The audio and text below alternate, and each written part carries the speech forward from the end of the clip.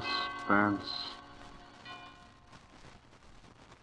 For you men and women in the armed forces of the United Nations, we present one of America's top spine tinglers. A radio rebroadcast of a program dedicated to the mysterious, the unusual, and sometimes the supernatural. A program of suspense.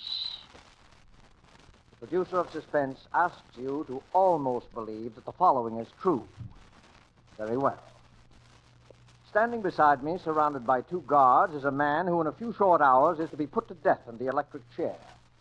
His last request to the warden was that he be allowed to speak on this program and reveal what he calls some startling information. The warden naturally turned to us, and we at once complied, anxious at all times to do anything, however strange, that will hold our listeners in suspense.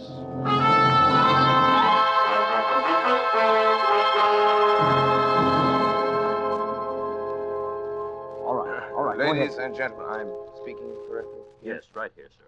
Thank you. Ladies and gentlemen, this broadcast will never be completed. I'm going to tell you a story.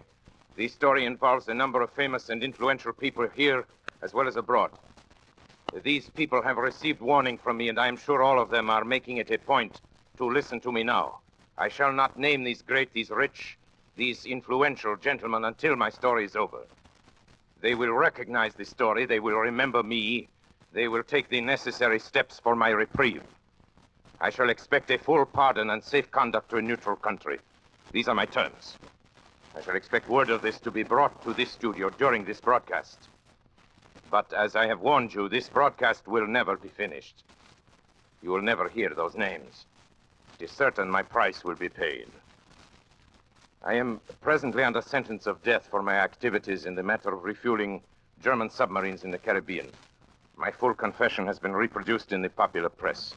You have read it and you know the details. It is the least ingenious of my exploits and my first failure. So much for it. The story I shall tell you tonight occurred many years ago, but concerns, as I have said, many now living. It will interest you, I hope. I know it will interest them. Very well, then. On the 3rd of June, 1925, in Liverpool, a man who gave his name as Monsieur Louis Caratel asked to see Mr. James Bland, the superintendent of the London and West Coast Railway. He was a small man, this Caratel, middle-aged, darkened, with a stoop so pronounced that it suggested some deformity of the spine. He was accompanied by a friend, a man of imposing physique, who from his swarthy complexion was probably either a Spaniard or a South American. Turned out later that his name was Gomez. One peculiarity was observed in him. He carried in his left hand, fastened to his wrist by a strap, a small leather dispatch case. No importance was attached to this fact at the time, but later events endowed it with much significance. Monsieur Caratel was shown to Mr. Bland's office while his companion remained outside.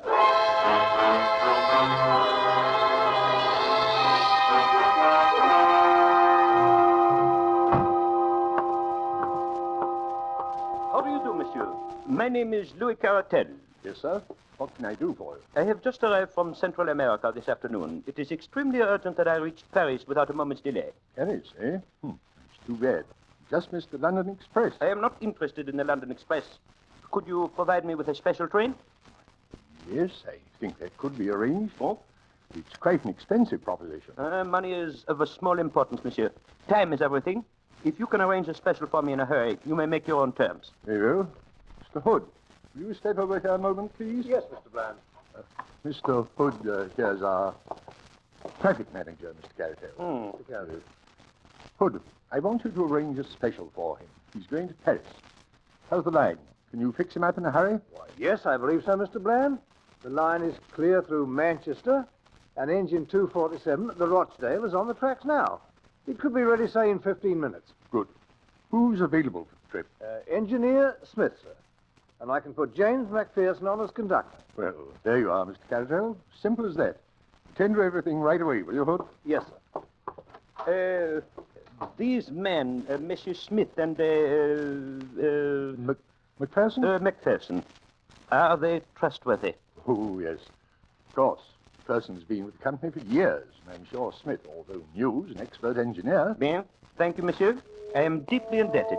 You have been most considerate.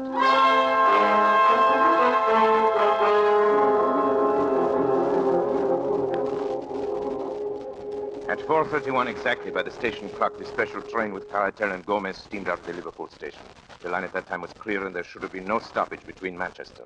At 6:15, considerable surprise and some consternation was caused among the officials at Liverpool by the receipt of a wire from Manchester to say that the special had not yet arrived.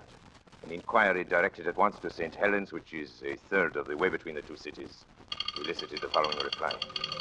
To James Bland, Superintendent, Liverpool. Special passed here at 4:52. Well up to time. Dowser, St. Helens. The wire was received at 6:40. At 6:50, a second message was received from Manchester. No sign of special as advised by you. And then, 10 minutes later, a third, more bewildering. Presume some mistake is proposed running of special. Local train from St. Helens, timed to follow it, has just arrived and has seen nothing of it. Kindly wire advices. Manchester.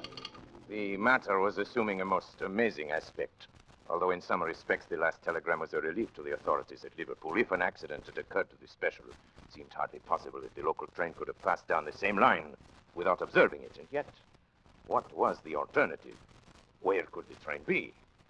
A telegram was dispatched to each of the stations between St. Helens and Manchester, and the superintendent and his traffic manager waited in the utmost suspense at the instrument for the series of replies. The answers came back in the order of questions, which was the order of the stations, beginning at St. Helens. Special passed here 5 o'clock. Collins Green. Special passed here 5:06, Earlstown. Special passed here 5:10, Newton.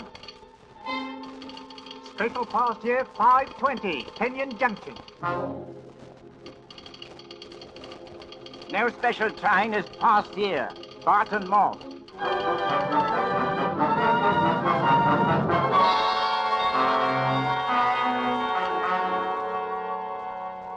Hood, this is unique in my 30 years of experience. I can't understand it, Mr. Bland.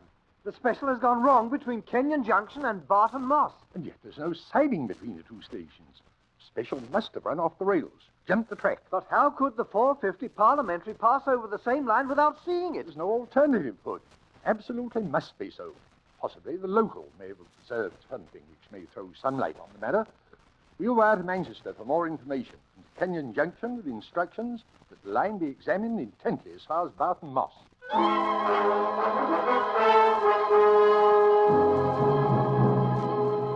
The answer from Manchester came within a few minutes. No news of missing special. Driver and guard of local train positive no accident between Kenyon Junction and Barton Moss. Line quite clear and no sign of anything unusual. Manchester.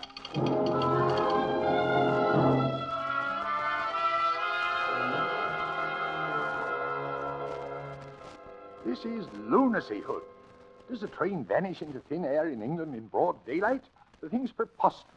An engine, a tender, car, 5 human beings, and all lost on a straight line of railway. It's impossible.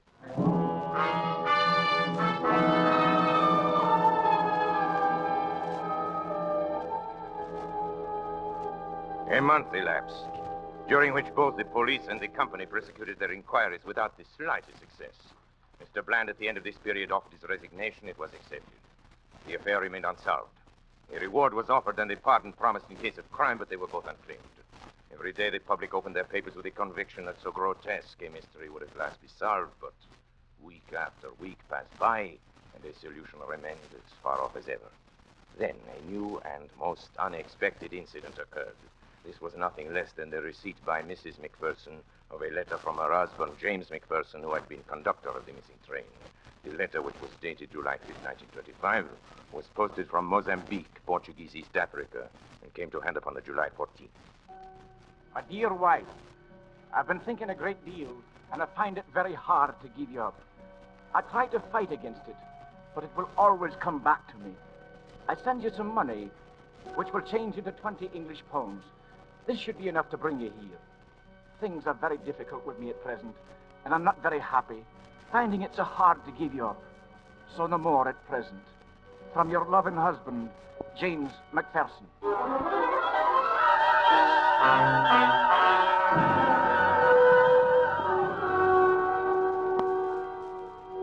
For a time, it was confidently anticipated that the letter would lead to the clearing up of the whole incident. As directed, Mrs. McPherson sailed to Portuguese East Africa. She stayed in Mozambique for some time, but heard nothing from the missing man. Finally, she returned to Liverpool, and so the matter stood. And has continued to stand right up to the present moment. Incredible as it may seem, nothing has transpired during those 18 years which has shed the least light upon the extraordinary disappearance of the special train which contained Monsieur Caratel and his companion, Mr. Gomez, and McPherson, the conductor, Smith, the engineer, the fireman named Slater. And now, after all this time, I shall clear up the entire affair. And unless I hear from those so highly respectable gentlemen who were my employers and who are completely implicated in the crime, unless I hear from them before I'm finished, their names will be revealed on this broadcast. Take final warning, gentlemen. You know I mean what I say.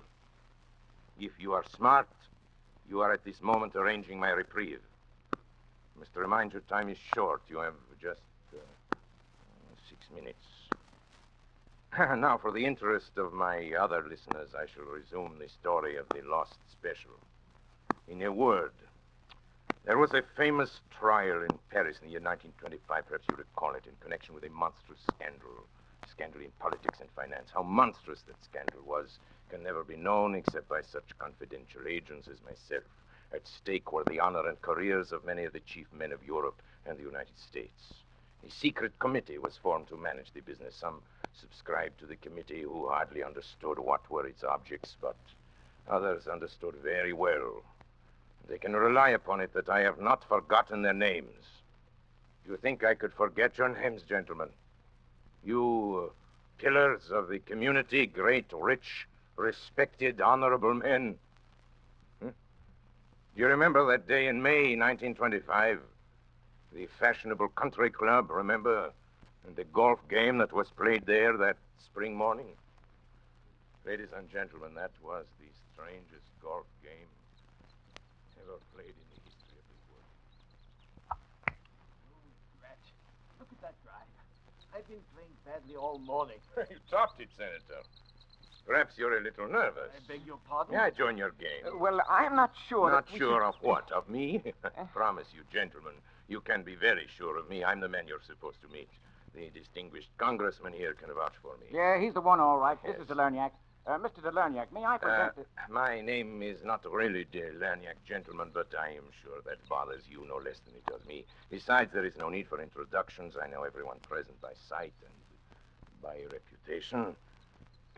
My drive, I believe. Thank you. Not so good. 200 and, about 50 yards. I hope I'm not going to continue in this way. You're sure we can talk safely here, Frank? How do we know Please that... set your mind at ease. We shan't be overheard in the middle of a golf course. There is no convenient hiding place here for dictaphones, even in the rough, where I notice you're playing the greater part of your game, Senator. You must be nervous this morning. I know, but I don't like it. I don't like it at all. Well, it's not the superlative course you are accustomed to on your own enormous California estate, sir, but it's going to have to serve our particular purpose. Oh, by the way, let me compliment you on the way you have had your syndicate of newspapers handle the recent strike situation and the editorial which appeared under your own signature this morning. Yes, well calculated to stir up trouble with the labor. Let's get on with our business. Yes, Mr. Delerniak... At your service, sir. And may I suggest we continue our game? I know the absence of caddies is an inconvenience. Mr. Delerniak, Certainly. in June, a month from now in Paris, there will be a most important trial. Ah, yes. During its progress... Pardon me, are you referring to the Sarinsky trial? Yes. You know about it, then?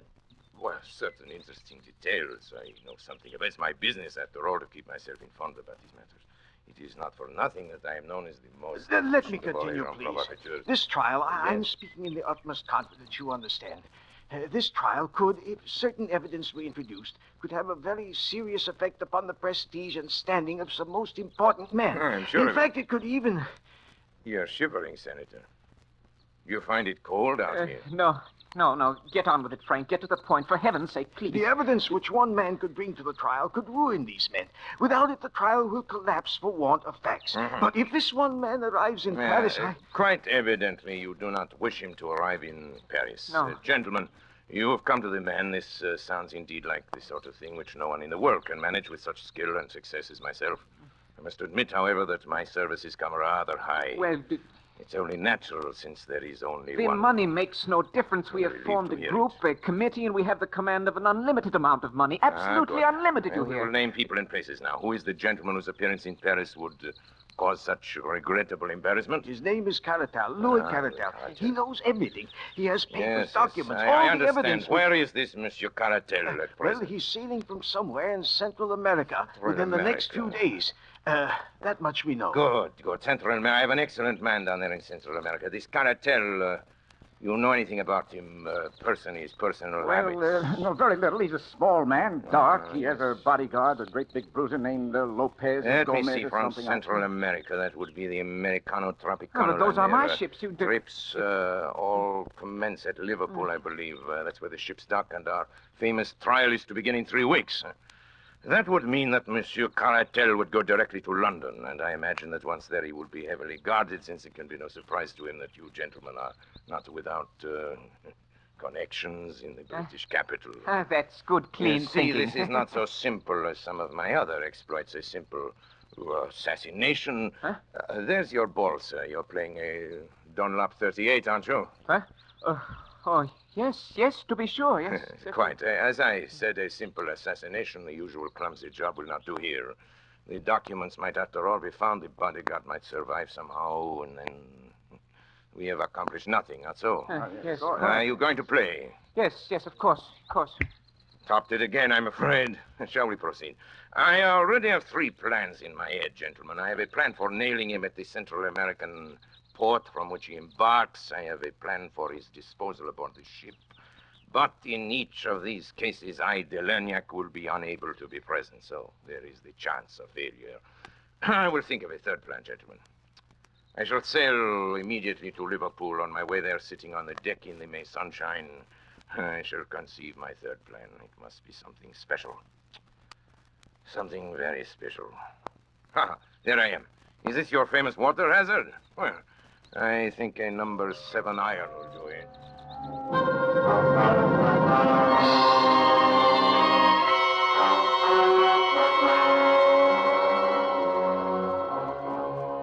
And thus I undertook to bring about the complete destruction of Monsieur Caratel, his bodyguard companion, Gomez, and his documents. Plan 1 was already out the window, as I found out the next day. Delerniac, White Sulphur Springs, Virginia. Baby Lou, unable to sleep last few nights, have sent him to visit Aunt Henriette. Will rejoin him on 21st. Love, Jenny. This telegram from Matagalpa conveyed to me the information that Caratel, possibly sensing danger, had moved from his hotel and gone to stay with friends until his ship sailed. So it was impossible to carry out the idea of the fire in the hotel. His ship leaving on the 21st was the Henriette. On my 4th day at sea, I heard from her. Delernac, Berengaria. Ship-to-ship communication from Henriette, Tropicana line. Presented Grace your box of chocolates. Louise has given up candy for Lent. Grace still wants us all together for 29th birthday party. Will be really special. Ralph. This meant that poison had been given to Gomez, the bodyguard, in an effort to get him, at least, out of the way. He'd been unable to succumb to it. He'd thrown off the effects, and it was evidenced by the report that we would all be together on the 29th. Now, Caratel had refused to eat the food containing the poison. So much for Plan 2, which was not worthy of me anyway, since there was always the possibility of the bodies being found in the ocean. The man Gomez was carrying the documents in a dispatch case strapped to his wrist, and I must tell you something now. I was glad, mind you, that we had failed so far, for the plan I had conceived on the night I arrived in Liverpool was so magnificent. So absolutely unprecedented in the annals of crime that I owed it to myself, to my employers, and to history to carry it through. The inspiration came from the words in the code telegram which indicated that Cartel would arrive in London and hire a special train there to convey him from Liverpool. My British agent, Mr. Moore, and I contrived to buy over several officials of the railway. Now, here begins the story. First, the division head, who helped us employ James McPherson, whom we contrived to be the conductor of any special train we designated. Then further, at a sum that would make them independent for life, we bought over an engine driver named Oswald Smith and the fireman John Slater. These men, we arranged with the division head, would be assigned to whatever special train was hired by Cartel. On the afternoon of June 3rd, as I was sitting in my room at the inn at Barton Moss, the call I had been awaiting came through. It was McPherson reporting. Hello, Mr. Delanyak. We shall be leaving in a few minutes. He's hired the special. Good. Smith will be engine driver and Slater fireman. And of course, I'll be in charge. What about Moore? Will he be aboard? Afraid not, sir. He gave them quite a story about having to reach his sick wife and all. But Caratal would have none of it. You said, though, sir, that it didn't matter. It does not matter. What time will you pass Kenyon Junction? Let me see, sir. If we leave the next few minutes, we should be there at 5:10. 5:10. It's a 49-minute run, sir. 45 minutes. I can make it, but delay all you can before you start. Yes, sir. I guess it's all up to you from now on. Best of luck, sir. Oh, here they come, sir. Goodbye.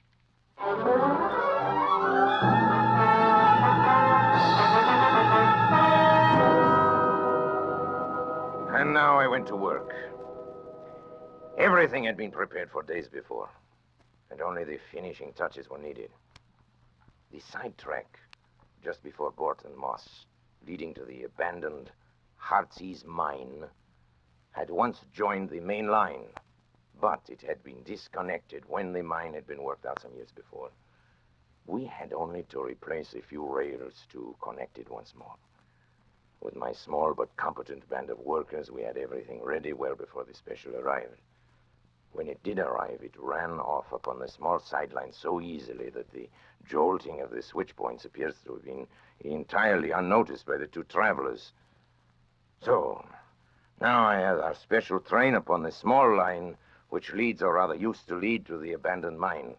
You will ask how it is that no one saw the train upon this unused line. I answer that along its entire length it runs through a deep cutting, and that unless someone had been on the edge of that cutting, he could not have seen it. There was someone on the edge of that cutting. I was there. And now I will tell you what I saw. The moment the train was fairly on the sideline, Smith slowed down the engine, and then, having turned it on full speed ahead, he and McPherson, with Slater, the fireman, sprang off before it was too late. It may be that it was this slowing down which first attracted the attention of the travelers, but the train was running at top speed before their heads appeared at the open window. It makes me smile to think how bewildered they must have been. What a catch must have come to their breath as it flashed upon them that it was not Manchester that was awaiting them, but death. The train was now running at frantic speed, rolling and rocking over the rotten, rusty line, while the wheels made a frightful screaming sound on the corroded surface. I was close to them and could see their faces. Caratel was praying, I think. There was something like a rosary dangling out of his hand. The other, Gomez, roared like a bull, but was drowned out by the incredible noise of the train. He saw me standing on the bank, and when he realized he couldn't be heard, he beckoned to me like a madman, tearing at his wrist and hurling the dispatch box out of the window in my direction. Of course, his meaning was obvious. Here was the evidence that they would promise to be silent if their lives were spared. It would have been very agreeable if it could have been done so, but business is business. Besides, the train was now so much beyond our control as it was theirs. He ceased his howling and gesturing when the train rattled around the curve, and they saw the black mouth of the mine yawning before them. They were struck silent by what they saw, and yet they could not withdraw their heads. The sight seemed to have paralyzed them. I had wondered how the train, running at a great speed, would take the pit, and I was much interested in watching it. One of my colleagues, who had joined me there thought it actually would jump it, and indeed it was not very far from doing so. It leaped into the air and seemed to hang suspended for a moment. The funnel flew off into the air, and then the van, the car, and the engine were all smashed up into one jumble, which choked the mouth of the Great Britain. Something gave way in the middle, and the whole mass of iron, coal fittings, wheels, woodwork, and cushions crumbled together and crashed into the mine.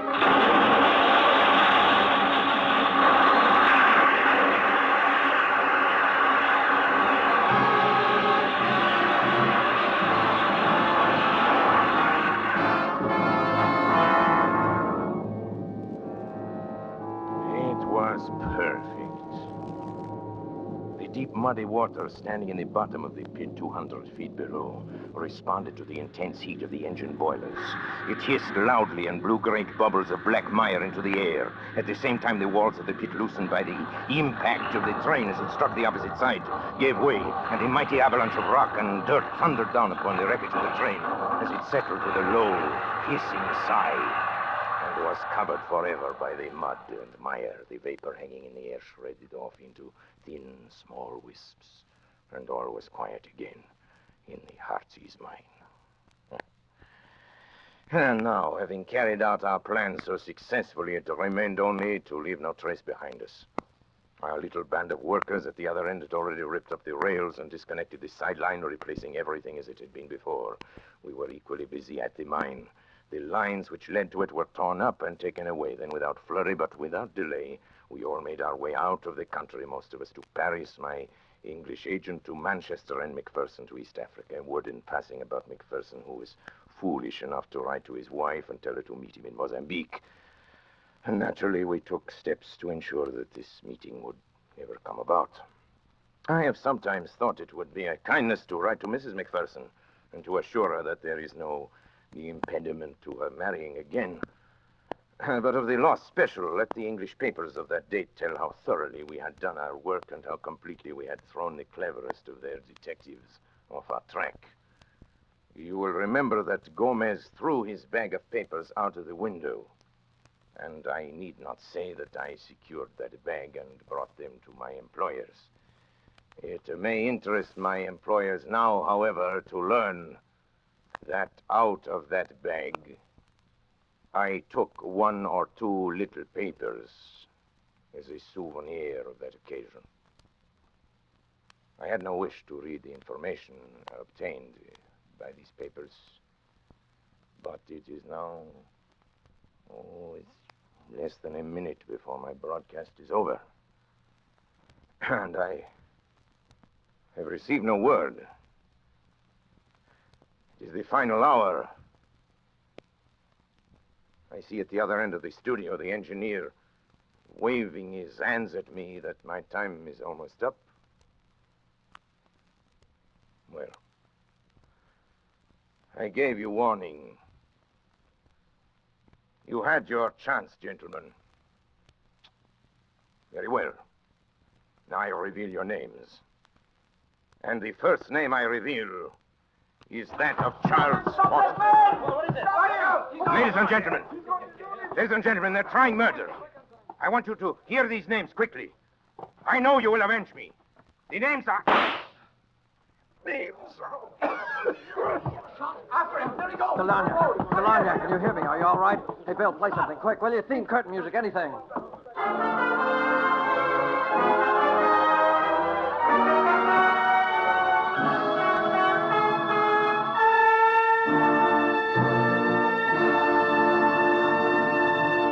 And so closes the Lost Special by Sir Arthur Conan Doyle, starring Orson Welles. Tonight's tale of Suspense. This rebroadcast of Suspense was produced in the United States of America.